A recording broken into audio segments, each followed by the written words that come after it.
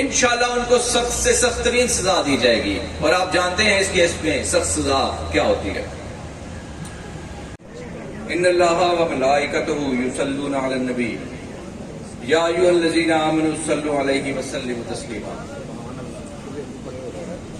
بے شک اللہ اور اس کے فرشتے نبی کریم صلی اللہ علیہ وآلہ وسلم پر درود بھیجتے ہیں۔ اے ایمان والو، تم بھی ان پر درود پڑھو اور بکثرت سلام پھیرو۔ قابل احترام ساتھیوں،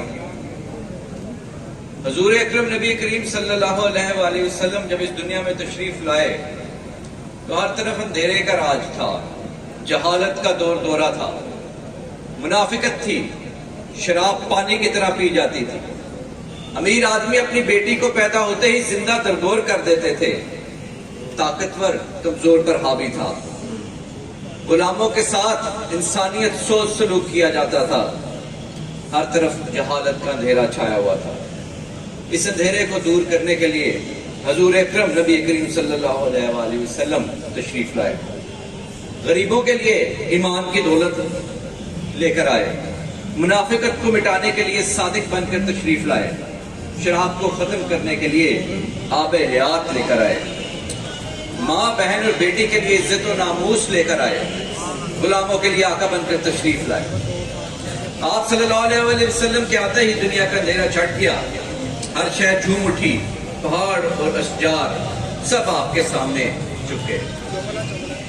کی محمد سے وفا تو نے تو ہم تیرے ہیں، یہ جہاں چیز ہے کیا لوح و قلم تیرے ہیں۔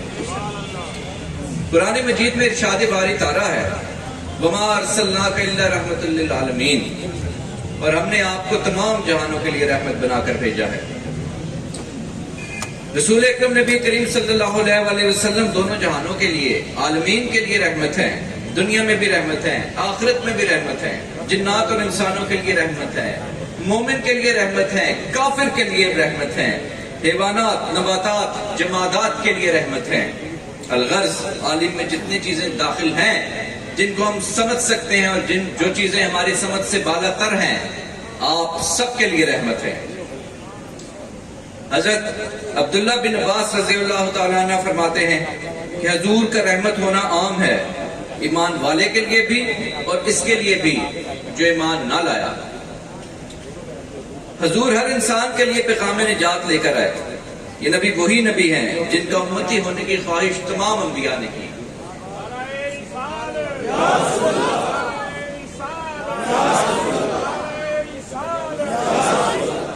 اور میں اور آپ، ہم کتنے خوش قسمت ہیں کہ جس کی خواہش تمام انبیاء نے کی، اللہ تعالیٰ نے ہم اپنے کرم سے ہمیں اسی نبی کا امتی بنایا، ہمیں اسی آقا نامدار کی غلامی نصیب ہوئی۔ اور خواہش تو اسی لیے ہے کہ دنیا میں بھی، آخرت میں بھی اور روز محشر میں بھی آپ صلی اللہ علیہ وآلہ وسلم ہماری شفاعت فرمائیں گے۔ وہی تو ہیں جو حوض کوثر پلائیں گے، وہی تو اپنی امت کو بخشوائیں گے۔ حضرت ابو ہریرہ رضی اللہ تعالیٰ عنہ نے فرمایا، مسلمان کامل وہ ہے جس کی زبان، حضرت ابو ہریرہ رضی اللہ تعالیٰ عنہ نے حضور اکرم صلی اللہ علیہ وآلہ وسلم کی حدیث بیان فرمائی، مسلمان کامل وہ ہے جس کی زبان اور ہاتھ کے شر سے دوسرے مسلمان محفوظ رہیں، اور مومن کامل وہ ہے جس سے لوگ اپنے جانوں اور اپنے مالوں کو محفوظ سمجھیں۔ حضور اکرم نبی کریم صلی اللہ علیہ وآلہ وسلم کی زندگی ہمارے لیے ایک کھلی کتاب کی مانند ہے، مگر بات یہ ہے کہ ہم اس پر عمل کر سکیں۔ اس کھلی کتاب کے ساتھ، آپ کی زندگی کے ساتھ ہمارے پاس مشل قرآن مجید، فرقان حمید ہے، ہر مشکل کا حل، ہر بیماری کی دوا اس میں موجود ہے۔ یہ ایک نسخہ، ایک کیمیا ہے جس میں دنیا کے تمام تر علوم سموئے ہوئے ہیں۔ اگر حضور اکرم نبی کریم صلی اللہ علیہ وآلہ وسلم تشریف نہ لائے ہوتے تو شاید سائنس تو ترقی کر گئی ہوتی، مگر ہم دنیا اندھیروں میں بھٹک رہی ہوتی، در در کی خاک چھان رہی ہوتی، خواتین کو وہ حقوق نہ ملے ہوتے جو اسلام نے دیے، ہمیں وہ انسانیت نہ ملی ہوتی، غلاموں کو حقوق نہ ملے ہوتے، ہمسایوں کو حقوق نہ ملے ہوتے۔ آخر میں چند اشعار اور اس کے بعد پریکٹیکل ایک دو باتیں عرض کرنا چاہوں گا۔ محمد کی محبت دین حق کی شرط اول ہے، اسی میں ہو اگر خامی تو ایمان نامکمل ہے۔ محمد ہے متاع عالم ایجاد سے پیارا، پدر مادر برادر جان مال اولاد سے پیارا۔ محمد کی محبت ہے سند آزاد ہونے کی، خدا کے دامن توحید میں آباد ہونے کی۔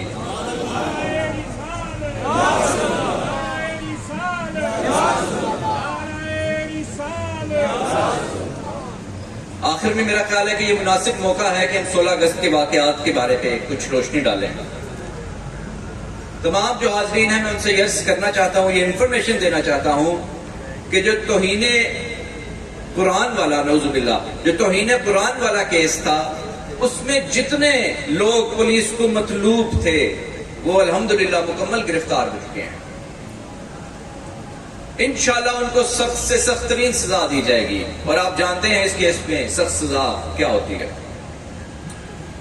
دوسری طرف میثاق جڑا والا کیا گیا، جس میں تمام لوگوں نے شرکت کی، ہم نے صرف بیٹھ کے دیکھا پولیس اور انتظامیہ نے۔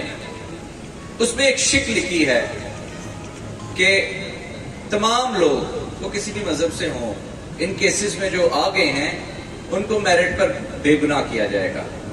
تو ہم اس بات کا اعادہ کرتے ہیں، ریکنفرم کرتے ہیں، دوبارہ دہراتے ہیں کہ انشاءاللہ کسی ایک بے گناہ کو بھی سزا نہیں ملے گی اور کوئی ایک گناہ گار بھی چھوڑا نہیں جائے گا۔ تو براہ کرم ان دونوں واقعات میں، جس میں ایک میں قرآن کریم کی بے حرمتی ہوئی اور اس کے بعد دوسرے میں ہماری طرف سے زیادتیاں ہوئی، چلاؤ گھراؤ ہوا،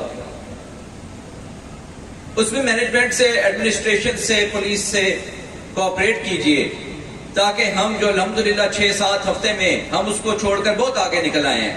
آج ہم اکٹھے بیٹھے ہیں، مسجد میں اکٹھے بیٹھے ہیں، چرچ میں اکٹھے بیٹھے ہیں، حضور اکرم نبی کریم صلی اللہ علیہ وآلہ وسلم کے میلاد کے موقع پر اکٹھے بیٹھے ہیں۔ انشاءاللہ ہم آگے بھی ایسے اکٹھے بیٹھ کر جڑا والا کو ایسے آگے لے کر جانا چاہتے ہیں کہ ہماری تاریخ سے اور ذہن سے وہ واقعہ ہی، وہ سانحہ ہی مٹ جائے۔ مگر اس کے لیے ہمیں آپ کے تعاون کی ضرورت ہے۔ ہم چاہتے ہیں کہ نہ صرف یہ کہ علماء کرام، باقی تمام لیڈرز، بلکہ سوسائٹی، شہری، یہ بھی ہمارے ساتھ کوآپریٹ کریں، پولیس کی مدد کریں۔ اگر کوئی گناہ گار ہے تو ہمیں بتائیں، اور اگر کوئی بے گناہ ہے ہمیں تب بھی بتائیں۔ ہم انشاءاللہ اپنی پوری کوشش کریں گے، غلطی انسان سے ہو سکتی ہے مگر ہم انشاءاللہ اپنی پوری کوشش کریں گے 200% کہ کوئی ایک بھی بے گناہ بندہ گناہ گار نہ ہو اور کوئی بھی ایک گناہ گار بندہ بے گناہ نہ ہو۔ جزاک اللہ خیر۔